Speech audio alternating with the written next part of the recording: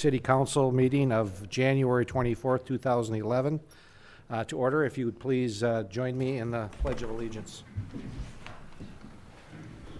I pledge allegiance to the flag of the United States of America and to the republic for which it stands, one nation, under God, indivisible, with liberty and justice for all. Roll call, please. Mayor Burchill. Here. District 1 Morset. Here. District 2 Yaku. Here. District 3 Bernard. Here. District 4 Wyland. Here. District 5 O'Malley. Here. District 6 Banslow. We're here. At this point in our agenda, I will call from the audience if anyone has any suggestions or comments for the Common Council on items not on the agenda for tonight. I'll ask again if anybody would like to speak to the Common Council. Please come on up and say your piece. Seeing none, we'll move on to the next agenda. Madam Clerk, consent agenda. To approve the regular meeting and closed session minutes of January 10th, 2011. To approve claims for payment in the amount of $771,291.34. A detailed description is available in the clerk's office on request and is posted on the city's website. To approve the issuance of one regular operator's license for the period January 25th, 2011 to June 30th, 2012. Additional information is available in the clerk's office on request. To approve the appointment of Tracy Joyner, New Richmond, Wisconsin, as the liquor license agent for the Green Mill, 2410 Gateway Court. To approve the issuance of a taxi cab driver's license to Andrew P. Wecken, North Hudson, Wisconsin. To approve the MS Walk to be held Sunday, June 1st, 2011, beginning and ending at the Hudson Middle School. To place on file the quarterly reports of the Fire Department and the Building Inspector, the semi-annual report of the Fire Inspector Compliance Officer, and the January 11th, 2011 minutes of the Public Utilities Commission. And that is all. Move for approval. I'll second it with the change that MS WAC is June 1st. I'm sorry, it's May 1st. You said June 1st. Oh, and May 1st. Okay. Okay. Roll call vote. Morset? Yes. O'Malley? Yes. Wyland? Yes. Banslow? Yes. Bernard? Yes. Yaku? Yes. Okay. Thank you. First order of business is our Planning Commission. Danny, you want to start off again on consider rezoning property on 4th Street? It's the same subject as in regard to the public hearing. Planning Commission recommends approval of the request for Skits Outreach Service SOS for rezoning of the property at 900 4th Street and 410 Orange Street from R1 one-family residential district and R2 two-family residential district to OFC office district, amend the land use designation in the City of Hudson Comprehensive Plan 2009 and the 2030 Master Plan map from institutional and public to neighborhood commercial. Anytime you have a rezoning in Wisconsin, it requires approval of ordinance. You could consider first reading tonight or suspend rules for consideration. Ms. Tricia Christensen from Christensen Communications is here tonight. She is a prospective buyer of the building, and she may be able to answer some of the questions that came up at the public hearing. Okay. Dave or Trish, do you want to? Yeah, I can sure address some of the questions okay. that the neighbor had. David Robson with Greystone Commercial. And I appreciate the concerns of the neighbor. Obviously, if I live next door, I'd like to know what's going to happen next to my house also. So I sure appreciate that.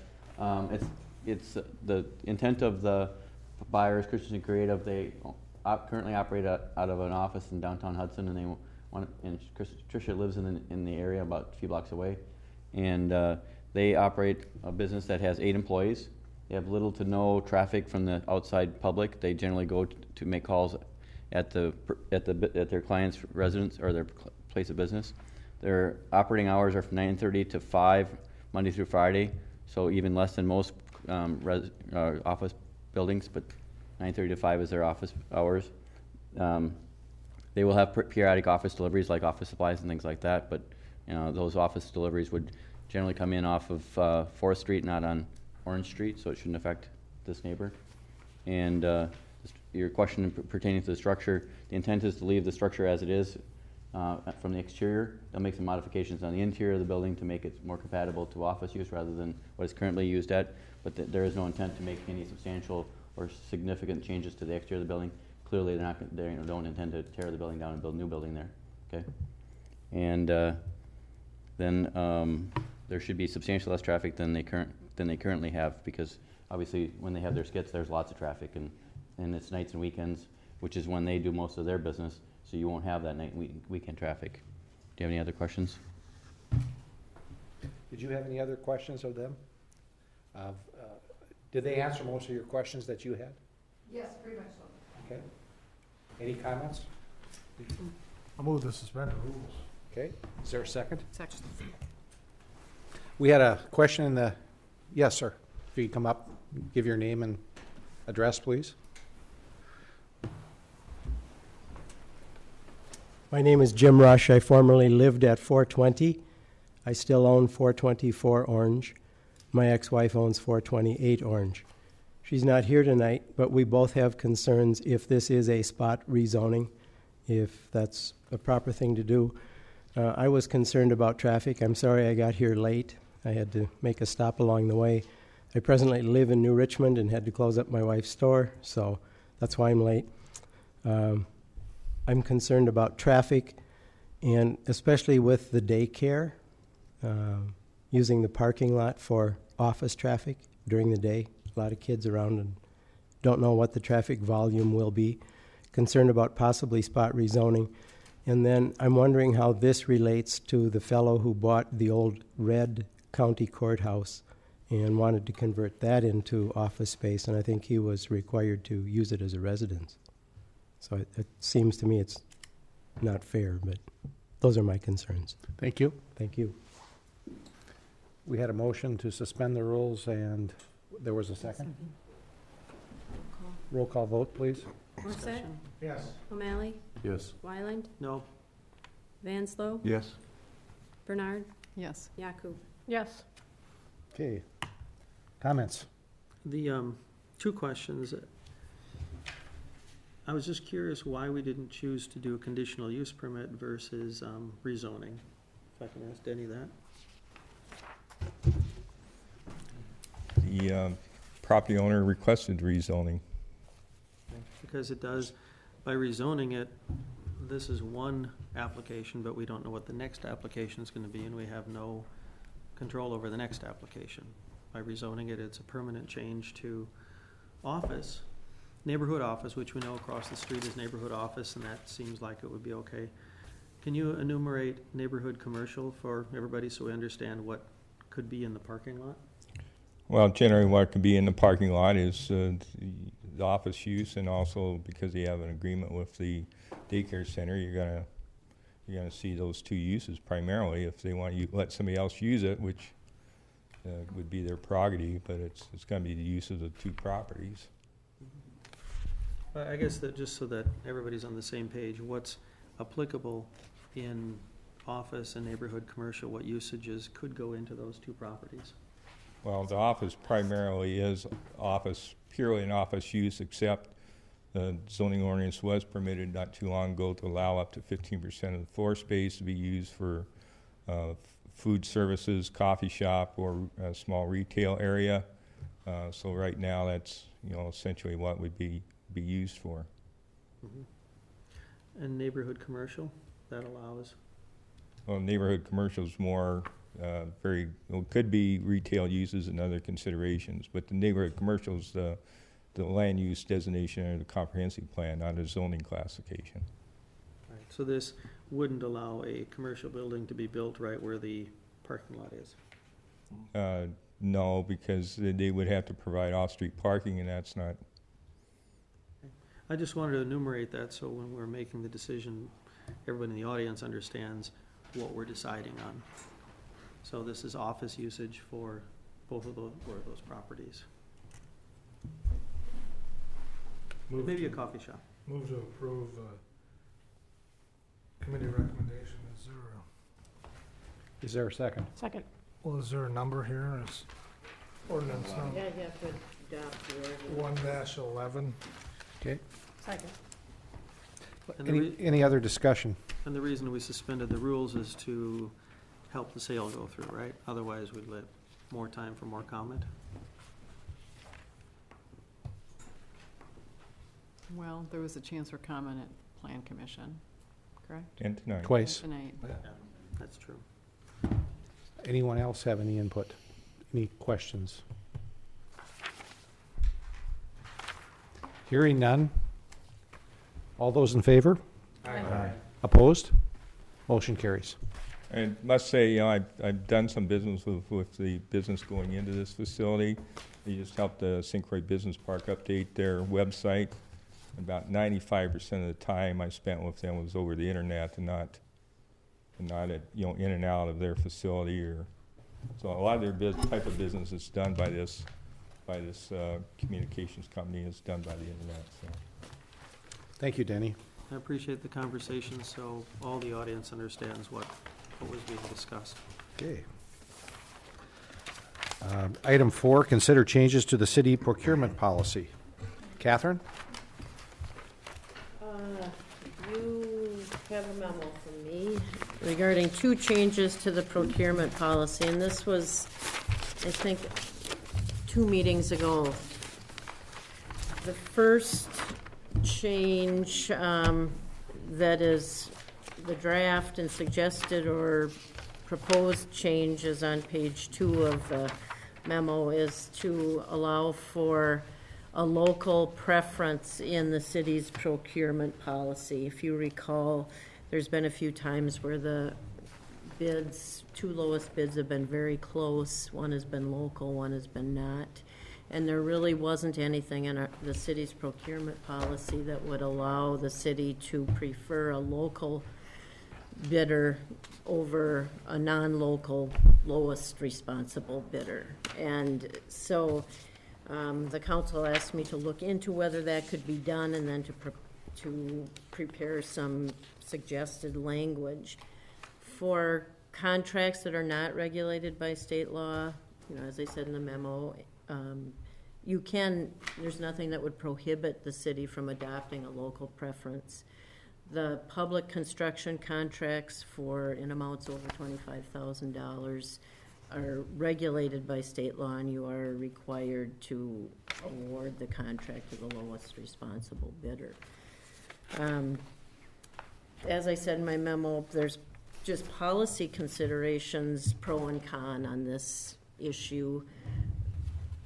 One policy consideration is that some contend, lowest responsible bidder gives the municipality and the taxpayers the product at the lowest cost. Other policies would argue that, providing a local option helps the tax base, encourages local industry and jobs and so forth. And so those are basically the 2 things you're weighing. The language itself is designed to be simple and to give the city council the authority to award a contract to a local bidder who's not the lowest responsible bidder if that bid is within X% of the lowest responsible bid. It's not designed to require that the bid or proposal, whatever it is given to the local bidder. I guess what I'm trying to prevent is creating a basis for a claim against the city that, hey, I was the local bidder and you should have given it to me. So it authorizes the city to have a local preference within certain parameters, and those are something the council needs to discuss, but it doesn't require it. Having said that, in any situation, you're going to have to articulate your reasoning for either awarding it to the lowest responsible bidder or not awarding it to the local bidder if they're within that percentage. So you want to try to be consistent, and so that's that. I just put in 1%. That's not a magic number. The only benefit of that is it reduces the difference I guess the other policy argument against this type of thing is it discourages or may discourage people outside the city from bidding. The smaller the differential or the preference is, the less likely it is going to discourage outside bidders, is how the argument goes. But those are really the policy arguments that the council can discuss. Out of finance, we recommended 4 to 1, 3 to 1, but it was a 2% is what we had recommended, just for informational purposes. Did you discuss at finance any inclusion of the city of Madison's paperwork? Yes, we did, and we think it might be just a little bit cumbersome, and trying to show the economic benefit on each of the things might be too cumbersome. We want to try and keep it as simple as possible. I would agree with your point on that. I think, though, that in order to consider a business local, we have to have some sort of definition of what is local. And I believe that, and by the way, someone else mentioned this recently, but gee, it sure would be nice if we would go back to numbering pages. Okay. What's the fifth written page we have that starts off a paragraph to facilitate the identification of local vendors.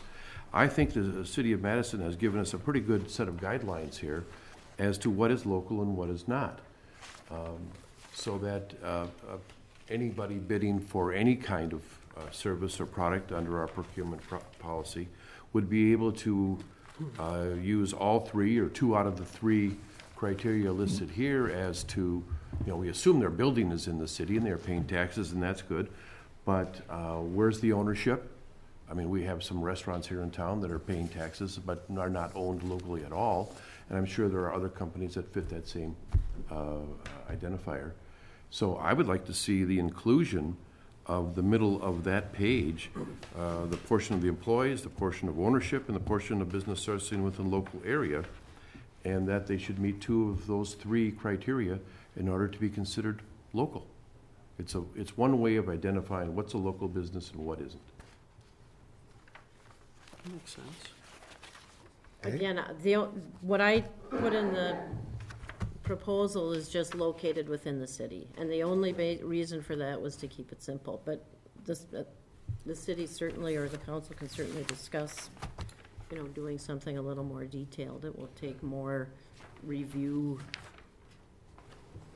time. I'd like to inform the council of the meeting I attended just about 3 years ago of the Downtown Planning Committee, and we had a speaker from a research foundation who showed us pretty conclusively that companies that are, let's say, chain operations, every dollar spent with them, about 15 cents is returned to the city in other purchases. If it is locally owned, that percentage goes to 45%. So there is a very significant difference between a locally owned business returning money to the community and an operation that's owned outside the city. So I think that's something to consider. Okay. Any other comments, or do we have a motion, or does anyone want to make a motion? We can discuss further, but we have no motion on the floor at this time. Well, did we want to bring it up here for more discussion, or we're going to make a recommendation? What are we talking about? We're talking about changing the policy. This is a policy. We're looking for direction from the city council. Change the policy. I'd like to make a motion. Okay. I didn't mean to interrupt. Go ahead. Okay. I'd like to make a motion that we authorize Catherine to craft a change in the procurement policy to incorporate the draft that elements of the draft she has here, the move from 1% to 2%, being within 2% of the lowest responsible bid. Mm-hmm. And third, to incorporate those paragraphs that I just mentioned from the city of Madison, so that we can identify what's a local business. Okay. Is there a second to that motion? Is there a second to that motion? Hearing none, motion fails. I'm not sure that we would, well, just from my perspective, we could use that 2% and add those three things into the motion if the council so desires. It doesn't, I don't know if we have to go back to Catherine to redo it and bring it back. If we want to go with what we've got and include the 3 items there, I think that would work if anybody desires that. Does anybody? Go ahead, Lori. My decision not to second the motion had more to do with the inclusion of those items than whether it would go back to Catherine or not. Okay. I'm just afraid it's going to slow down the process, make it unnecessarily cumbersome, and I'm not sure how many local businesses would fall into the category where we'd say you don't qualify. You know, the one criteria we talked about at finance was just that the business is located within the city of Hudson. I know there are some, like you said, there are some restaurants that wouldn't fall into that, but remember, it just allows us the flexibility to award the contract. It doesn't mean we have to. Correct. We can still take those things into consideration without, I don't know, it seems like overkill. Lee? I would be more likely to support it with the additions, because when you get in some super businesses that all the money gets funneled outside the city, if this is to support local businesses, you do want to identify local businesses with local ownership. So I would be more likely to support it there. As I brought up in finance, my biggest concern is long-term. I believe in Catherine's memo, she was suggesting that we go to Madison and find out. They were going to re-review their policy to say, did their prices go up? I am concerned that by creating a handicap or a differential for local businesses, will that drive up prices and get us to a point where we're not getting outside bids because they got to come in 2 or 3% lower than they would normally bid to get the business. Sounds like, I'm sorry. I do like the idea of supporting local businesses. I mean, that makes a lot of sense. You want to buy local, you want to have the money flow back into the city. But if the detriment to us is all of our taxpayers pay more money, I don't think that's a good solution. Now, I'd like to know, what were the results in Madison? Did it make any difference? If they said didn't make any difference, we got the same number of bids, I'd be very likely to support it. With his addition saying, what is a local business? Would you like to research that? I would like to hear from Madison to see. I'm worried about the long-term effects, and I don't think we know the answer to the long-term effects. Just as a point of this is, we do not have to take the local bidder. We can still take the low bidder. True. So there is no forcing us to pay more if we don't want to. I'd like to move to approve this at the suggestion of Catherine at the 2% level. Is there a second? I'll second it. Okay. We have a couple seconds. 3 seconds. Any other discussion on this?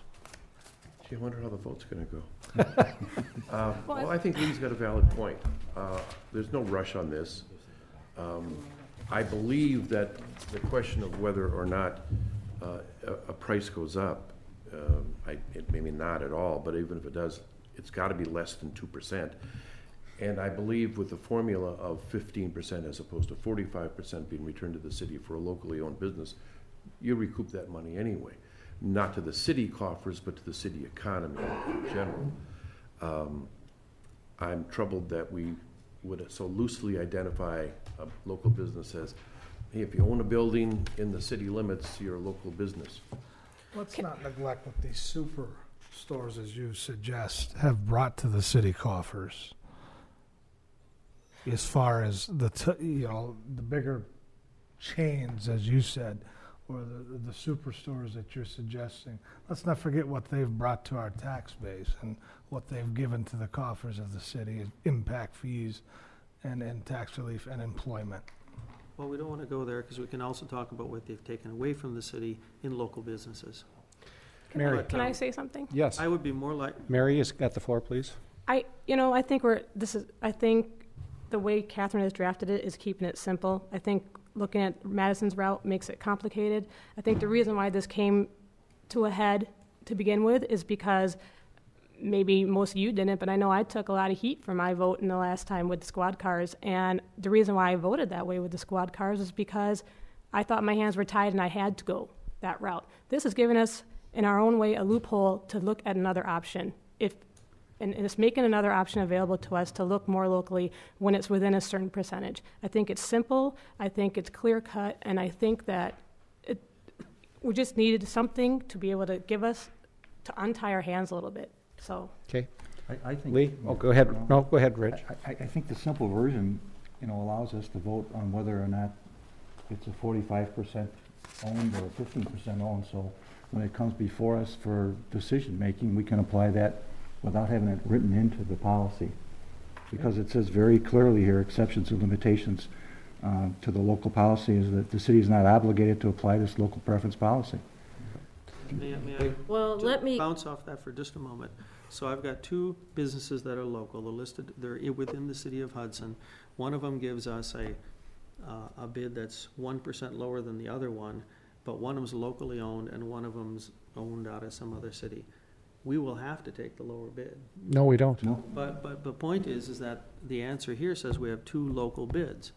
So you're still gonna have that same question in front of you. And if we don't put something in here that says that the local ownership means that the ownership is here in Hudson, not in some other city, you're not gonna have that option, that Okay. discussion. Catherine? I think that if you want to consider a more refined definition of business located in the city limits, it should be in your policy. I don't think you should be considering ad hoc, on a case-by-case basis, hey, this guy's got 40%.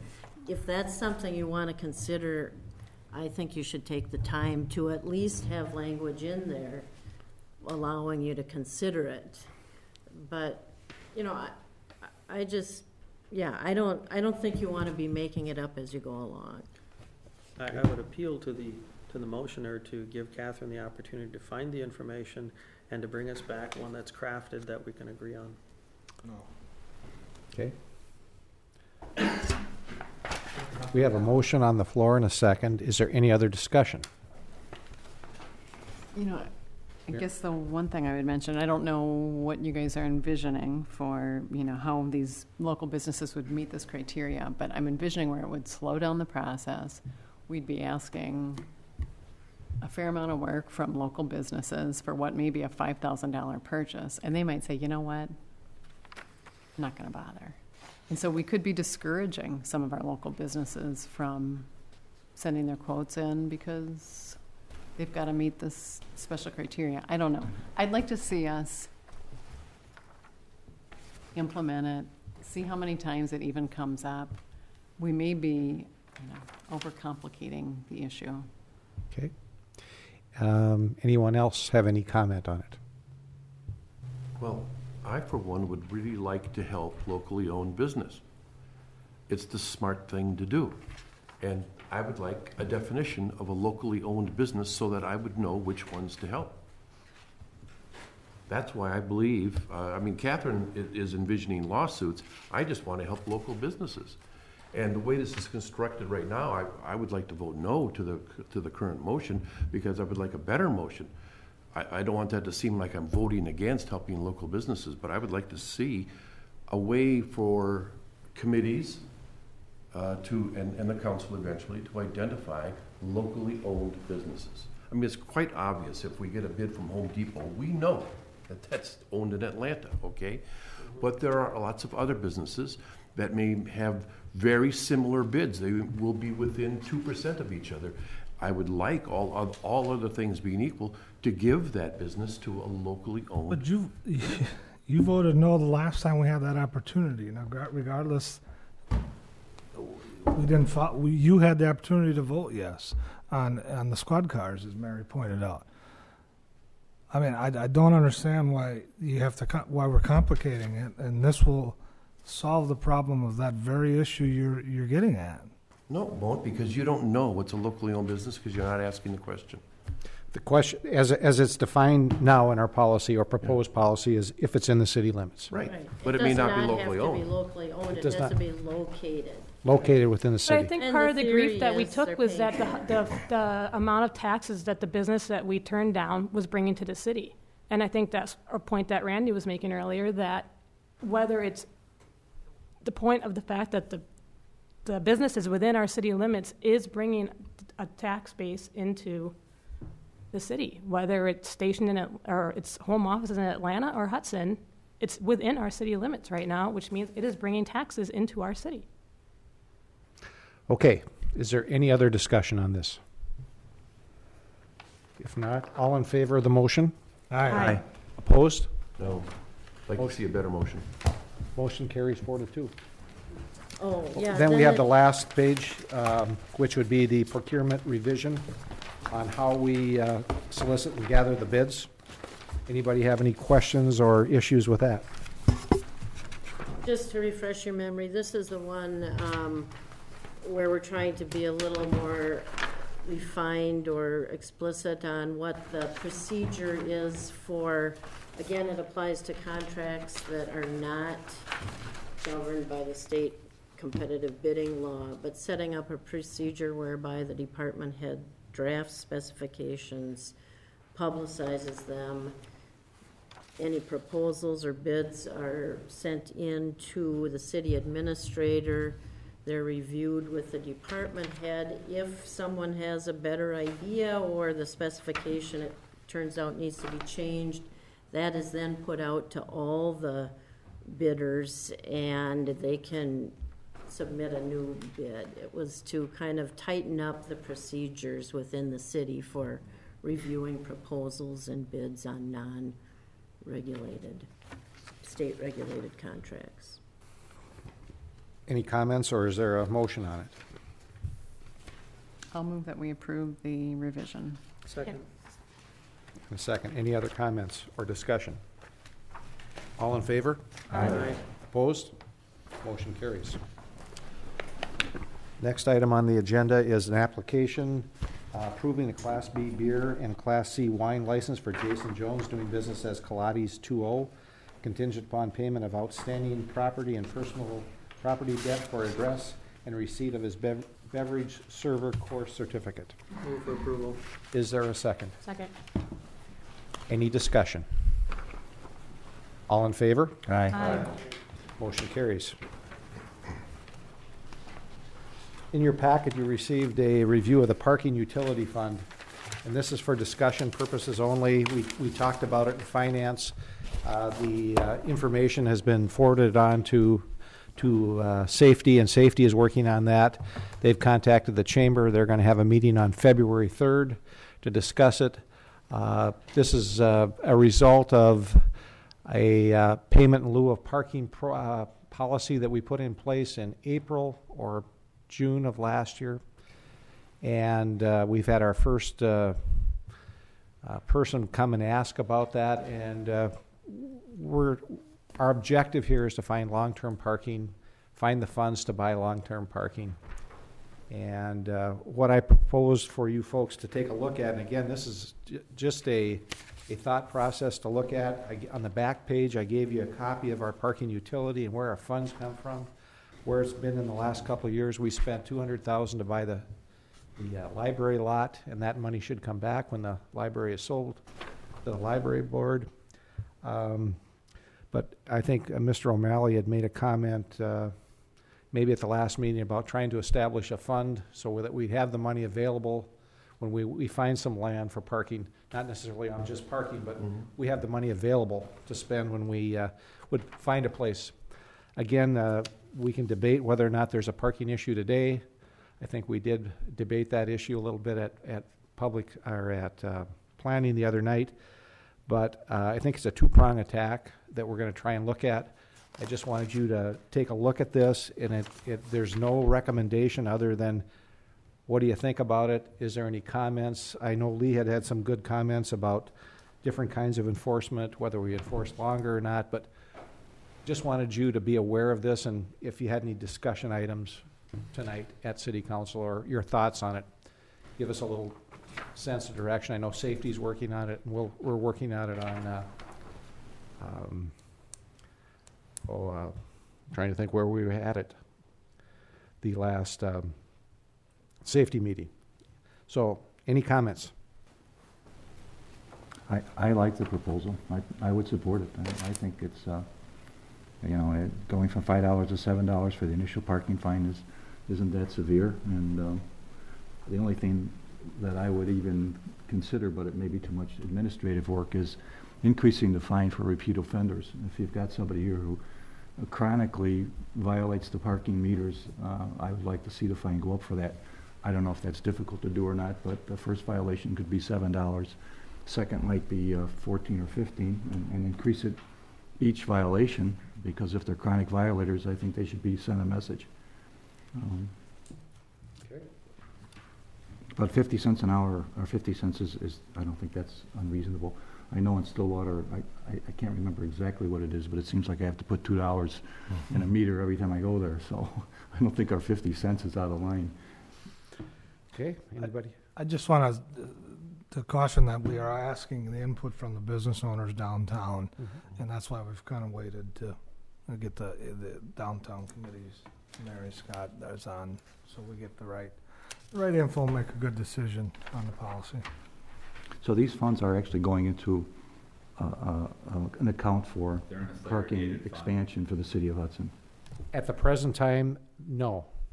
Oh. Well, Not for long-term parking. This is for maintenance, and these funds can be used. for whatever. Yeah, our payment in lieu of parking fund can only be used for our expansion of parking.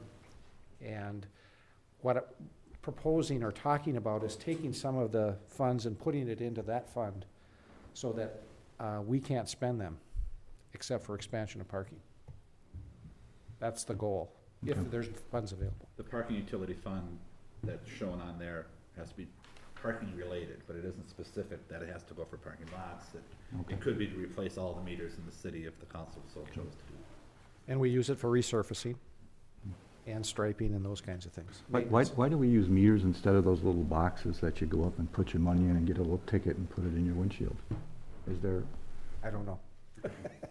I don't know either. I don't know. We can put you on that. I don't know the pros and cons. I don't know the pros and cons of either one of them, so it's just a question. All right, thank you. Is there anything else anybody want to comment on? If not, we'll move on. I won't reiterate everything I said at finance. I would like to see that those points looked into. Okay. Because I think there's some ideas there we need to address. Okay, thank you. Public safety, consider parking restrictions for the 200 block of St. Croix Street. This has been a reoccurring issue with the Public Safety Committee. It was moved in the committee recommends that we sign no parking on the south side of St. Croix Street in the 200 block, which is between 2nd and 3rd Street on the south side. Seems to be a trailer parking there and a camper parking there, and I've gotten calls on issues of safety crossing over the center line.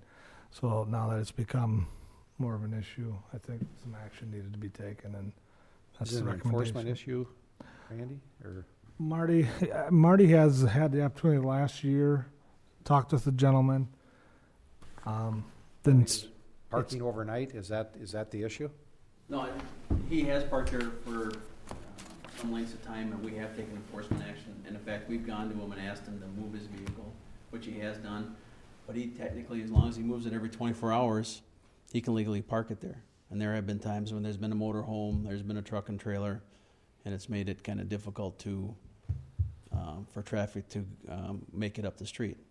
The situation with this, though, is if we have it only one side, all he's got to do is move it on the other side of the street, and now we just move the problem over to the north side. So. Could I speak to that, Marty? Go ahead. Because that's right in my district. I'm very familiar with the issue. And you're right, that vehicle is not in that spot very often anymore, that vehicle in the trailer. However, there is a difference between eastbound and westbound on that block, because we are talking about the eastbound. If we take parking off the south side of the street, we're talking about those people going up eastbound. Well, at that in that block, at the very next intersection, which is with 3rd Street, you have a hill. And people coming down 3rd Street will not see a person who has crossed over the center line to get around a large trailer. And there could be a real accident problem. If you don't have people crossing over the center line, that is, there is no parking on the south side as proposed, then there is no problem. People who have to get out of the way of that vehicle or any other vehicle parked on the north side are going down the hill and have ample time to see anybody coming up the hill so that there is nobody there, so they can move over a bit, perhaps over the center line. So it is safer to have no parking on the south side than on the north side of that street. That was what I said too in public safety. I wasn't there, I'm sorry. Yeah. No, that's exactly what I Didn't said, mean to repeat though. what you had No, already said. no. And one of the reasons that I supported a public safety is it wasn't about a particular person, it wasn't about a particular car, because this has come up before. But when you drive up and down that street right now with no car parked there, it's still very narrow. And in the summertime, when you're going back and forth through there, it's narrow. So we looked at it from the standpoint of, it's not about a person or a car, it's about, is there space to get through? And exactly like you pointed out, this particular car accentuated the issue. But the issue is, people coming and turning right need more space. Okay. The other issue that David's brought up is with westbound traffic, they are going down a hill, and in the wintertime, that intersection is extremely slippery. So a vehicle trying to move to get away from a vehicle coming at it has got no place to go but into cars that are going to be parked on the north side. Right. So what's your recommendation, Chief? Well, my recommendation is if you're going to limit parking on that street, either do it for both sides or do it on the north side. I think it's easier if you're making the right turn to go up that hill a lot safer than it is, especially in the wintertime, if you're going to be coming westbound down that hill and you start to apply your brakes and you start to slide. It's better to get over and hit the curb than it is to hit a parked car. I'll move to recommend no parking on both sides. Is that an amendment? You made the motion. Is there, who seconded that? I don't think there was a motion. There wasn't a I thought motion. there was a motion. I thought you, okay. Is there a second, Mr. Morsett's? I'll second it for discussion Okay. purposes. I'm conflicted, not Yeah, conflicted, but my I- mind has to think I am- about that because I just, Too, because I drove that a number of times looking at, when you're coming up Second and you're turning right, that's a faster turn, right. right into parked vehicles versus, like Mr. O'Malley said, coming down, which is a slower, you're coming up to a stop sign. I understand I'm sorry, go Lori. I was just going to ask if there's any accident data. Do we have any? No, I didn't bring any accident data, but I know that there has been quite a few accidents at the Okay. intersection, but I can bring it the next, if we want to bring it up. No, again. it's okay. There's been well, you wouldn't know, probably. I was gonna ask if the accidents were going down the hill, but you wouldn't know if they I'm have been. okay. Majority of them have been coming up to that intersection, they've either slid into the intersection or hit the car that was stopped at the bottom of the hill because they couldn't stop. I'm okay with either way, but I'm suggesting what Chief Jensen is saying is that we block, instead of moving the problem, we take care of it all at once. It's pretty tough on homeowners to say you can't park in front of your house. Thank you from the gallery. But it's there are a lot of areas in the city that, this is an old part of the city, and there are a lot of areas. Streets are of varying widths, as Lee said. Commercial Street right out here is only 25 feet wide, for instance. And to suddenly tell homeowners along both sides of that block, you can't park out on the street anymore, I don't know I'm ready to take that step. Well, let me ask, Marty, do you think we could try it or do you think that the gentleman would end up parking on that side, at the north side? It's a possibility. And now that we've talked Another about- option might be to take a look at restricting parking in the winter in that block until it's, November through April, whatever it is, and then allow it to be open when you can get to curb. It's not as dangerous at intersection during the summer months as it is in the winter months. So you would say no parking on the north side, November 15th to April 1st or something like that, on the north side? Right, we could do it that way. We could do it either both ways or just to one side on the north. But no parking whatsoever on the south? With deference to the chief's recommendation, I know we struggled over this for a long time in safety, even doing the south side, because of exactly what Mr. O'Malley said. I would like to see us go with our recommendation and then ask the question, as we monitor that corner, have we corrected the problem, or do we have to extend to the other side of the street as well? I would like to see us try this and see All if right, it I'll solves amend the my problem. motion to the south side only. Okay, the seconder, Second. well, During winter wouldn't it have to be the amender that would have to Yes. amend, or second? All this pressure. Yeah. Just for winter. No, I'm kidding. Year-round. Southside only year round. Just south side. Yeah, well, that's what we said in safety, so I'll second that. Okay, so we're back to the original recommendation from Correct. But Public Safety. I do like the idea of, I mean, if, I would like to see that we look at the data, come back with accident data to see how bad it is, how bad the accidents, how many accidents there have been there, and if we do need to restrict it through the winter months, if there's driveways there, I don't recall off the top of my head if they have driveways to park in. So, you know, if we have to restrict it just for winter months for safety purposes, I mean, I'd like to relook at that, maybe at the next public safety meeting if we have to put it on that agenda. I agree with But that. why would, We wait to Yeah. act until we have. the Because we could information. do this, but why, if we're gonna do the south side anyways, I don't understand why we would It's an issue. hesitate on the south side, if the south side has a present issue that we know about. But let if, me take, as Chief Jensen has said, even without the traffic records, his recollection is that most of the accidents are in the wintertime because of parking on the north side. Maybe we want to consider that instead of the south side. Right, but we don't know if we don't have the data to see what's causing those accidents. We don't have the data, I don't have the data in front of me to tell me that they're slipping down the hill or that they started slamming on their brakes because somebody had to go around a trailer and cross the center line, so then they started slamming on their brakes and got in a car accident. I don't have the data in front of me to tell me that the accident was caused because of the car crossing the center line or just pure slippage from ice or what have you. What we do know is that there was a problem on the south side, and we understand the reason why there's a problem on the south side. I would just like to see data determine what's going on the north side to determine what type of restrictions we need to put on that side of the street. And if you go there now and you turn right, you're turning right into the lane. There isn't any place for a car to park. And let's So not the south forget, side is a problem. We know it's a problem. That's why. Okay, let's not forget Mr. school Mayor, buses. I would like to suggest that we either not act tonight or that we take the smallest step possible, and that it would be one side for the winter months. It gets real confusing when we put up no parking signs and we take them down, or we make them seasonal, then we make it fully. Let's just do the least restrictive thing first, and so I would be voting no against this. right now we have it on the south side, that's the motion, and a second, Year-round. year-round. And this has been an issue throughout the summer as well. That's why we've been Okay. discussing it a number of meetings. Okay, is there any other comments? Randy, you were gonna say I something? just want to make it clear that there's still a lot of bus traffic through there too, which also during the school times, morning and late afternoon, that road is reduced in size, 10 times.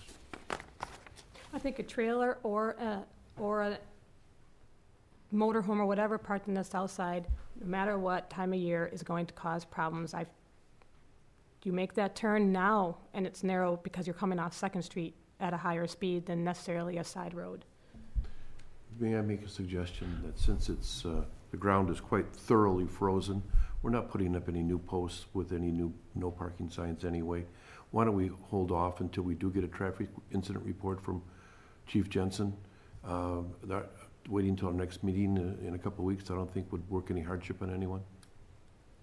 You're Okay, not gonna get a new post in anyway. I didn't make the motion. No, let's up we and have, down we it. have a motion and a second that we put the parking on the south side, restricted parking on the south side. Is there any other discussion? All in favor of the motion? Aye. Opposed? No. Was it 4-2? One more time, show of hands, in favor? Okay, passes 4-2. Thank you.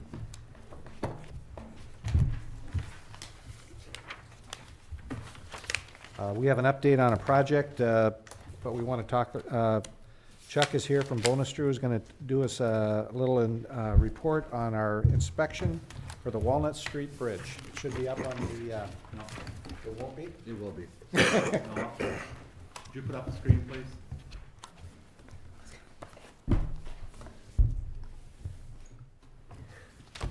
Well, good evening all.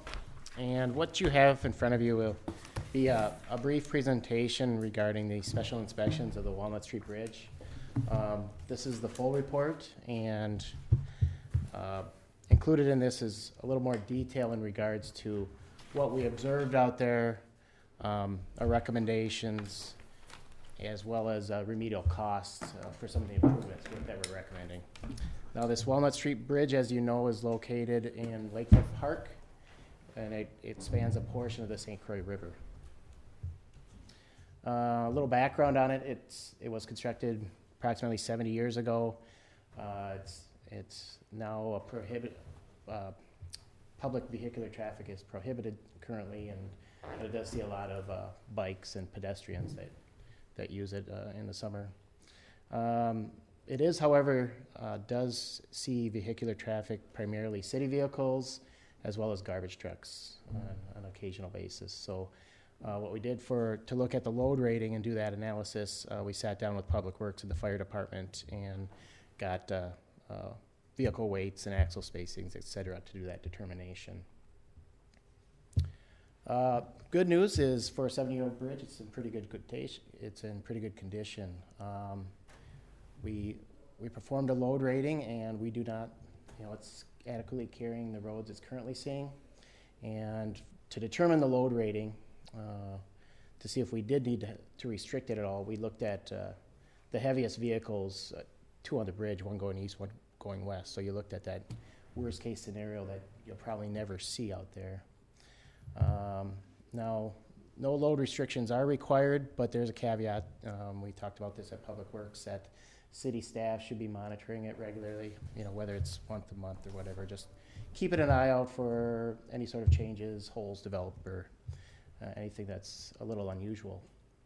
Also, we have a baseline now with this detailed inspection, and that should be followed up a minimum of every other year, as far as just another bridge inspection where you can basically look at any changes that happen from the original report to that review. Here's the long-term maintenance. The biggest issue probably is the bridge deck. It's showing signs of raveling and patches and what have you. And to repair that, you'd be looking at a low slump concrete, like 1.5 inches, 2 inches.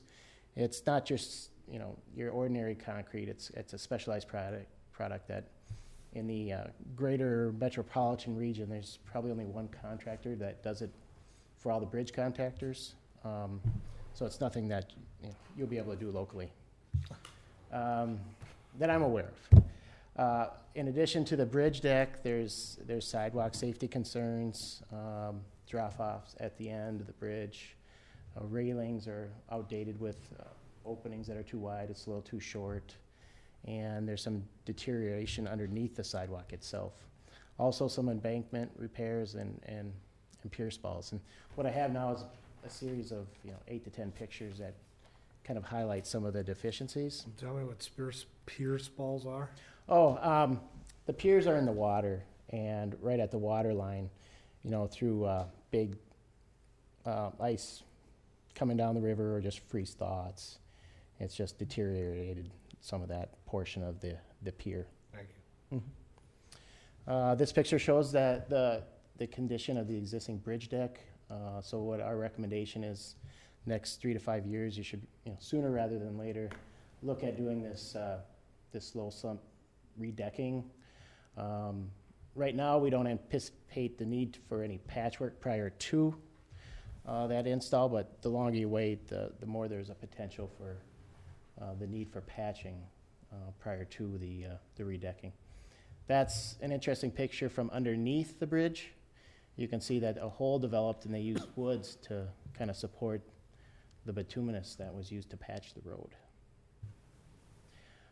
This picture shows you several items.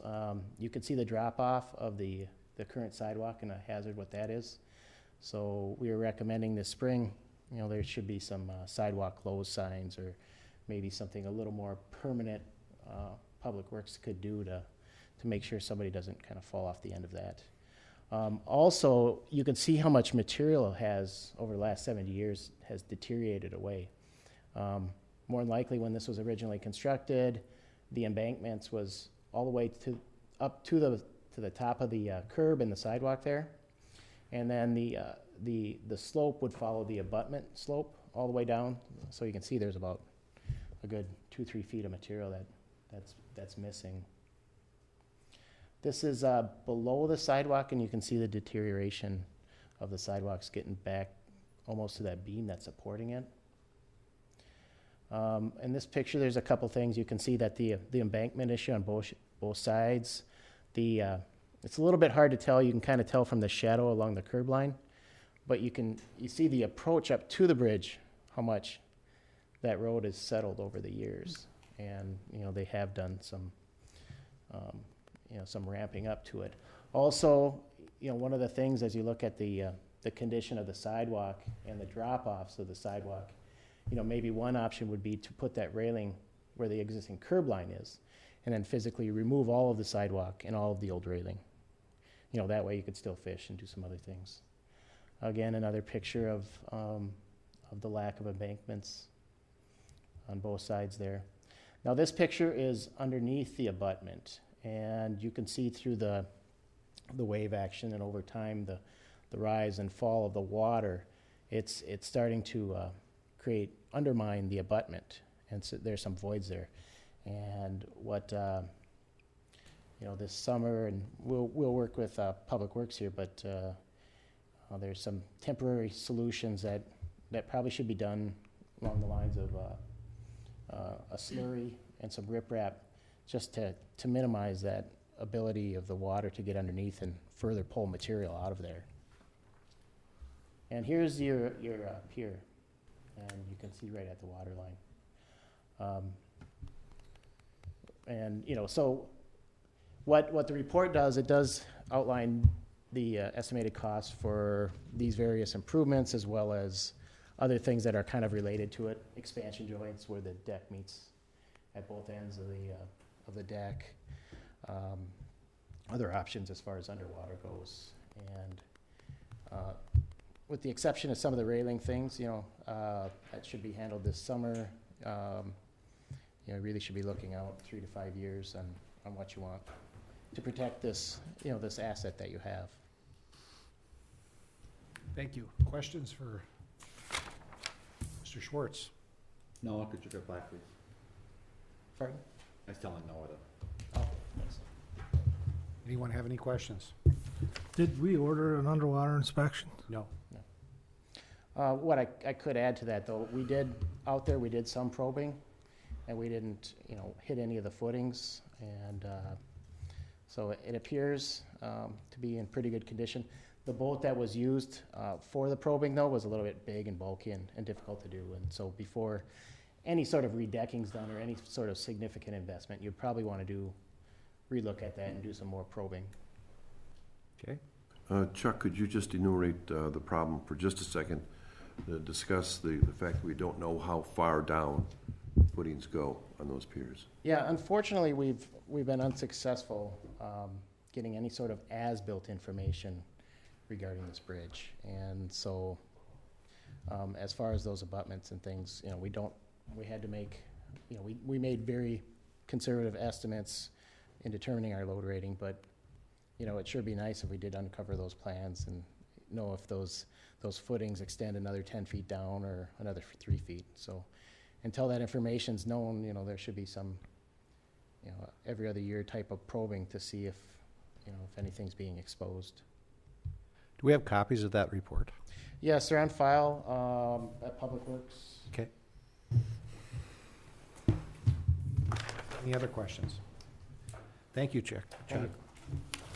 I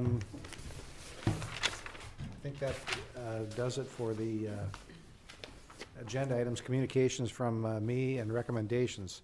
We have the Hot Air Affair coming up February 4th, 5th, and 6th. Like everybody who attend, it's a fun event. Next thing is the capital budgets for 2011, 2012. Committee chairs, get your requests in. Make sure you talk to the department heads. What we're trying to do is we're going to try and have one bond this year for both 2011 and 2012. The first go-around of the capital expenditures for 2011, we have, if you remember, we have $1 million that we'd like to keep our spending to for all our capital expenditures. And right now, it's $1,569,000 is the request. And there That's- should be, excuse me, there should be a copy in your budget pack, your budget binder. So if you need another copy, let me know. So, obviously, unless you have a different desire, there's gonna be some time for, some surgery on this particular budget. These are the wants and needs of all the departments, but as you look at this and as you go to your, department meetings, we need to try and throw in, 2,000. And Devin, how specific does it need to be? I mean, I'm sure we can find, another $1 million pretty easily. I would say that you should delineate equipment, road construction, that type of thing, and you can always shift it around as long as it stays in the general categories. Okay. For example, in the 2011, which we all have copies of it, we had requests of almost 2,000,001, and we can spend $1 million. So obviously, there's more. I guess it goes back to what we talked a little bit about before, and that was need versus want. And I think we have to try and prioritize our needs first, and not necessarily what we want or we need to have. I think we did that last month with our snow blower. We needed that. There's no question. I think for the last 3 years they've wanted it. We need it now. And I am awaiting a schedule from Sean, from Ellers, kind of a time frame, so that we can get going on it a little earlier this year. One of the things we're trying to do for you folks that didn't remember last year, we waited a long time and our public works projects got delayed too long, I think. So we'd like to try and get this done ASAP. So make sure you talk to your department heads and let's get that going as quick as possible. I think it's still a good goal at $1 million each year. And we're trying to find ways to make this all work. I think that's all I had. Any council person have anything?